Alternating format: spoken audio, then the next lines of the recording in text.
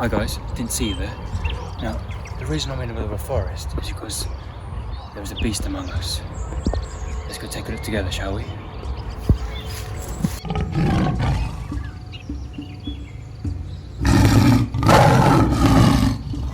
Hi guys, welcome back to the Turismo Diaries. I think it's safe to say that Tom, Brad and Denzel have nothing to worry about just yet. Before we get started, I just want to say a big thank you to Broadley Garage for lending me today's car, which is a 2008 Jaguar XK.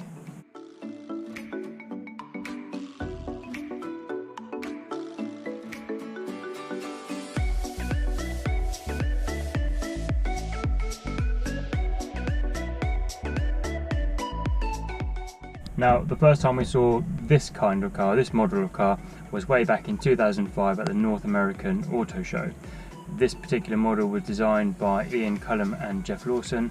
Jeff Lawson having a much lesser role in its design, although a lot of his cars previously, including the S-Type, the X-Type and the then facelifted XJ, you can see the essence of those designs coming through. Unfortunately, in 1999 he passed away, and Ian Cullum took the helm. Starting with the exterior, I think it's no surprise that there's a huge similarity between this car and the DB9 of the same era. They were both designed by Ian Cullum, so that settles that. Overall, the exterior style is one that's very smooth, and it's one that we've lost over the coming years with far more focus on aerodynamics. This retains a much more classic style, and even compared to the supercharged version of the same model, I think this is the one that I would go for.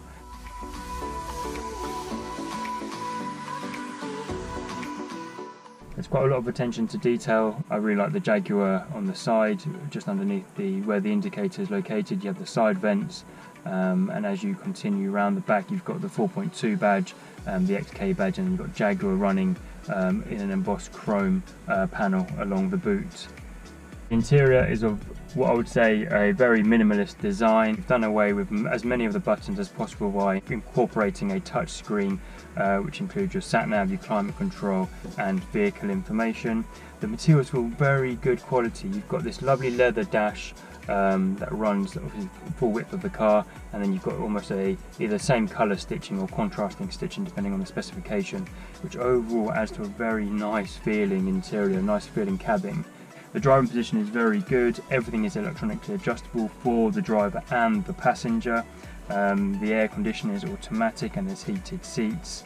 The leather seats themselves ultimately very comfortable. They remind me of the Ferrari Scaglietti seat with the linear piece along the full length of the seat itself. I've seen a lot of comments about the boot space. I would say you don't buy this kind of car for boot size. From what I know, it's big enough to put a set of golf clubs, which I think is about right. Under the clamshell bonnet there is a 4.2 litre V8 engine that produces 300 brake horsepower, which is good enough to propel you from 0 to 60 in 6.2 seconds. Along with that, you've got an automatic gearbox, only available in these cars, but you do have the flappy panels to provide you the option to change up and down. The things I really like about the car are its handling. It is surprising how nice it is to drive. It feels planted to the road. It's not a Mazda MX-5. It doesn't feel like a Dart, but it doesn't feel clunky and cumbersome when you're steering. It feels very informative. You've got a lovely raised bonnet, almost as if there's a supercharger under there, which gives you a sense of reference as you're driving along. The car's lightweight aluminium construction adds to this good handling. To give you some point of reference, it's 90 kilograms lighter than the predecessor, so they've taken a huge chunk of weight out, along with good brakes and sort of sharp steering. Overall makes it a very nice driving experience. There's a good level of kit. You've got a lovely starter button in red, which feels very James Bond like. You've got, the centre console with all the touchscreen sat-nav, the climate control, all the buttons. There's just so much kit. You don't feel like you're without anything. You don't feel like you're without anything. You've got the lovely sort of dials that hark back to more heritage in the way that they're laid out. The things I don't like are you have rear seats. There's not too much leg room, but but they are there. So you're either going to have a very cramped trip when you've got 4 people in the car, or extra storage. So they're there if you need them. You can make do for the time, but if you want 4 seats, buy a bigger car. Well guys, that's it for today's video. I've thoroughly enjoyed driving this car, and I think I thoroughly enjoy owning one.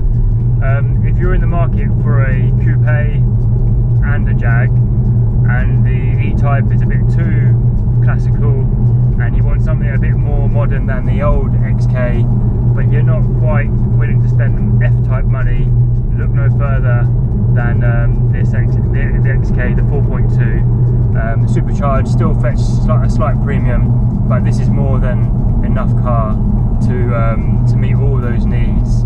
It's ultra comfortable to drive, and to say the level of equipment you get and the finish is all top notch.